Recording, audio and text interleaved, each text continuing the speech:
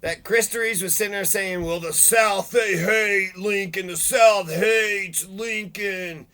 I don't know. I mean, Theo Vaughn, he was like, what's up, the South?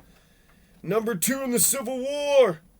But they want to sit there and say the South hates Lincoln. That's a racist. That's not the South. There's good people in the South. The South hates Lincoln. Yeah, right. If you hate Lincoln, you're a racist piece of shit. If you don't have a fully formed, developed goddamn criticism of James Buchanan or goddamn Woodrow Wilson, that's a punk ass bitch right there.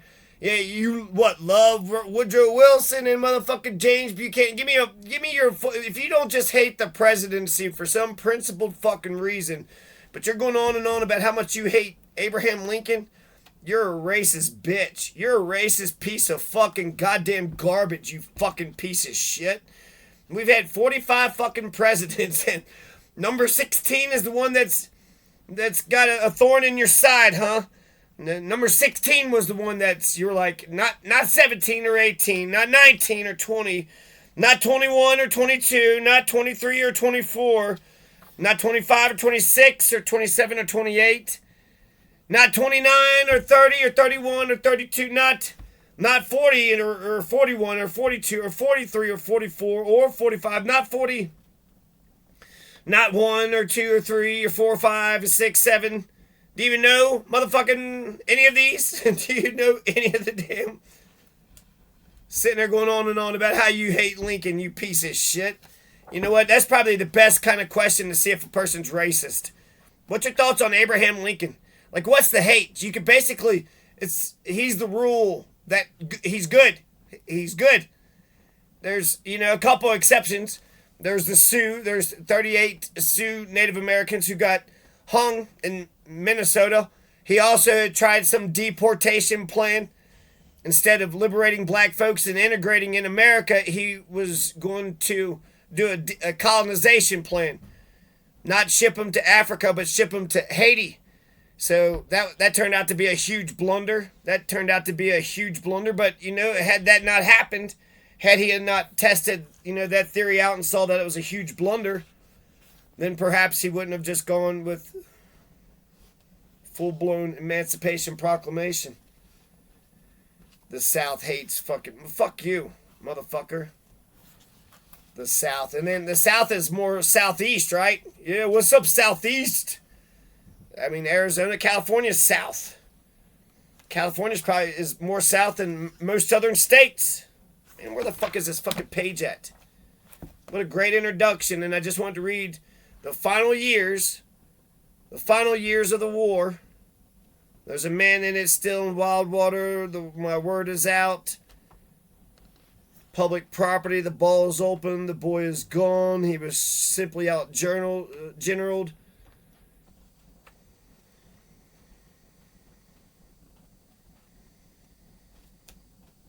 The final weeks. Okay.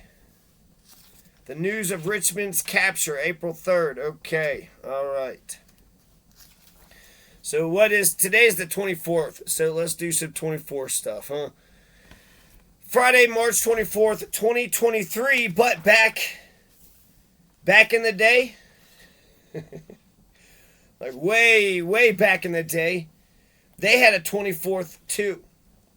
And it mentions the 24th. Crook recalled that it was after dark on the 24th. And here we have March 23rd, so the day before. I'm going to read this, and that. The presidential party, which included Army Captain Charles B. Penrose, Tad and Mary Lincoln, Mary's maid and Lincoln's bodyguard, W.H. Crook. See, now we know who that Crook is, W.H. Departed from the Arsenal Wharf at 6th Street at 1 p.m. on Thursday, March 23rd. Stanton had been laid up for several days, but against Ellen's advice, he took a carriage to see Lincoln off, arriving minutes after the River Queen's departure. Anxious about the president's safety, Stanton panicked an hour later when a hurricane swept over the city. The terrific squalls of winds, accompanied by thunder and lightning, did considerable damage here. The Herald's Washington correspondent reported the roof of a factory on 6th Street was blown off into the street. fell upon a hack, crushing the horses and its drivers. In some neighborhoods, trees were felled, houses destroyed, while down the river the steamboats and sailing craft are dashed about with great violence. Leaving his bed once again, Stanton went to the War Department and telegraphed Lincoln at 8:45 p.m. I hope you have reached Point Lookout safely, notwithstanding the furious gale that came on soon after you started. Please let me hear from you at Point Lookout. Abraham Lincoln, old stinking Lincoln, meanwhile, was enjoying himself immensely while Tad raced around the ship investigating every nook and befriending members of the crew. Lincoln remained on deck watching the city until he could see it no more. Once inside, he listened with relish to the adventures of the River Queen's captain who had chased blockade runners early in the war. It was nearly midnight when he went to bed, Crook recalled. Crook, who shared a stateroom with Tad, was startled out of a sound sleep by Mary Lincoln.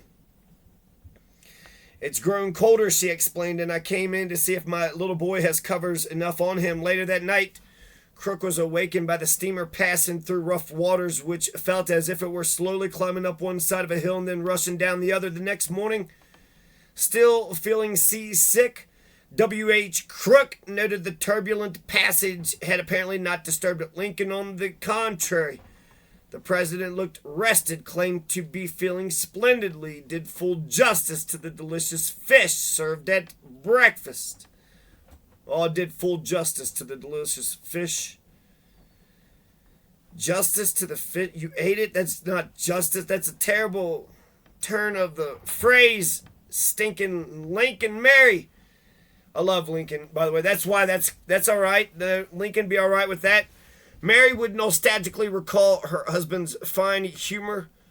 During this last trip to City Point, feeling so encouraged the war was near its close and relieved from the daily burdens of his office, he freely gave vent to his cheerfulness to such an extent that he was almost boyish in his mirth and reminded me of his original nature, what I had always remembered of him in our home, free from care, surrounded by those he loved so well. W.H. Crook recalled that it was after dark on the 24th. There we go, March 24th, 1865. This is when U.S. Grant and Abraham Lincoln are going to meet up. And the fall of Richmond is right around the corner. The fall of Richmond is right around the end of the war is right around the corner. He would long remember the beauty of the scene that stretcheth before him, the many-colored lights of the boats in the harbor and the lights of the town straggling up the high bluffs of the shore, crowned by the lights from Grant's headquarters. At the top, newly minted Captain Robert Lincoln, escorted General and Mrs. Grant, General Grant, U.S. Grant, to call on the President shortly after he arrived. Our gracious President met us at the gangplank. Julia Grant recalled, greeted the General most heartily, and giving me his arm, conducted us to where Mrs. Lincoln was awaiting. Leaving the two women together, the men went into the president's room for a short consultation, at the end of which reported Crook, Mr. Lincoln appeared particularly happy, reassured by Grant's estimation that the conflict was nearing an end. After the Grants left, Lincoln and Mary, appearing in very good spirits, talked late into the night. While the Lincolns were breakfasting the next day on the lower deck, Robert came by to report that the review planned for the morning would have to be postponed. Rebels had initiated an attack on Fort Stedman, only 8 miles away, with Grant and Sherman closing in upon him. Lee had decided to abandon Petersburg and move his army south to North Carolina, hoping to join General Joseph Johnston and prevent Sherman from joining Grant. Abandoning Petersburg meant losing Richmond, but it was the only way to save his army. The attack on Fort Stedman, intended to open an escape route, took the Federals by surprise. Nonetheless, within hours, Grant's men succeeded in retaking the fort and restoring the original line. After breakfast, Lincoln walked up the bluff to Grant's headquarters, where plans were made for a visit to the front. As the presidential party passed by the battle sites, it became clear that the engagement had been more serious than first realized. The ground immediately about us was still strewn with dead and wounded men, recalled Barnes. The Confederates had suffered nearly 5,000 casualties and Federals over 2,000. Burial parties were already at work as ambulances transported the wounded to the hospital. Surgeons attended those still lying in the field when a long line of captured Confederate soldiers passed by. Lincoln remarked upon their sad and unhappy condition. They're sad and unhappy condition. They're sad and their unhappy condition. His whole face showed sympathetic feeling for the suffering about him. On the return trip, he commented that he had seen enough of the horrors of war and that he had hoped this was the beginning of the end and that there would be no more bloodshed or ruin of homes. I am here within 5 miles of the scene of this morning's action, Lincoln telegraphed Stanton from Meade's headquarters in the field. I have seen the prisoners myself, and they look like there might be the number Meade states, 1,600. Unsettled by Lincoln's proximity to the front, Stanton replied, I hope you'll remember General Harrison's advice to his men at Tippecanoe that they could see as well a little further off, but for the soldiers in the field who greeted him with heartfelt cheers. Lincoln's presence at the scene revealed that he was not afraid to show himself among them and willing to share their dangers here, as often far away he had shared the joy of their triumphs.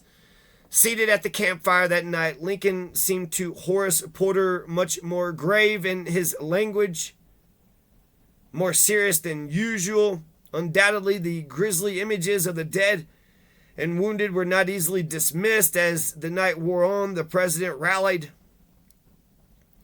and entertained the general-in-chief and several members of the staff by talking in the most interesting manner about public affairs, illustrating the subjects mentioned with his incomparable anecdotes. Toward the end of the evening, Grant asked, Mr. President, did you at any time doubt the final success of the cause? Never for a moment, Abraham Lincoln replied. U.S. Grant then turned the conversation to the Trent affair. According to Grant, Seward had given an very interesting account of the tangled question involved during his visit the previous summer. Yes, said the president, Seward studied up all the works ever written on international law and came to cabinet meetings loaded to the muzzle with the subject. We gave due consideration to the case, but at that critical period of the war, it was soon decided to deliver up the prisoners. It was a pretty bitter pill to swallow, but I contented myself with believing that England's triumph in the matter would be short-lived, and that after ending our war successfully, we would be so powerful that we could call her to account for all the embarrassments she had inflicted upon us. What the fuck is England doing? Lincoln, the Trent affair. We're going to have to look up the Trent affair. Lincoln continued, I felt a good deal like the sick man in Illinois who was told he probably hadn't many days longer to live and he ought to make his peace with any enemies he might have. He said the man he hated worst of all was a fellow named Brown.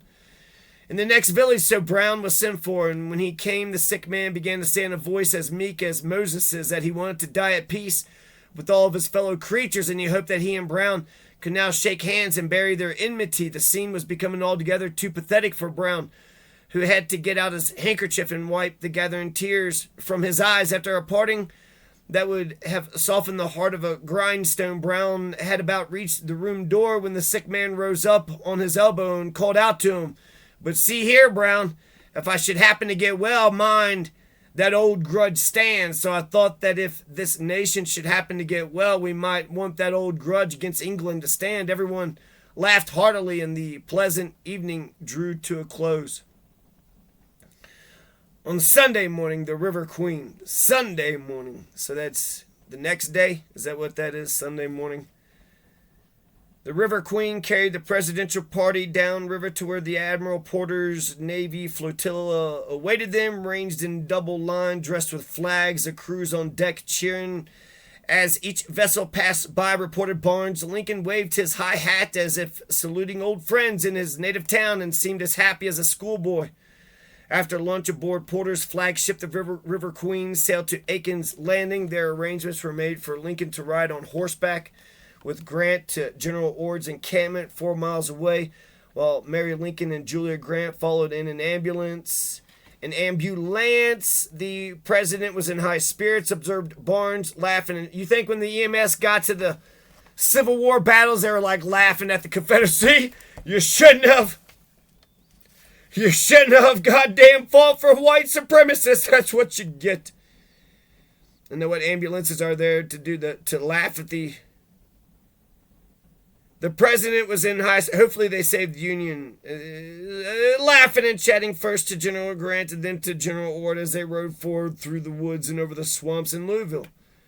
Got fucking beat up, and the ambulance motherfuckers are laughing at me because it was a cop that did it. And clearly, is that our fucking system?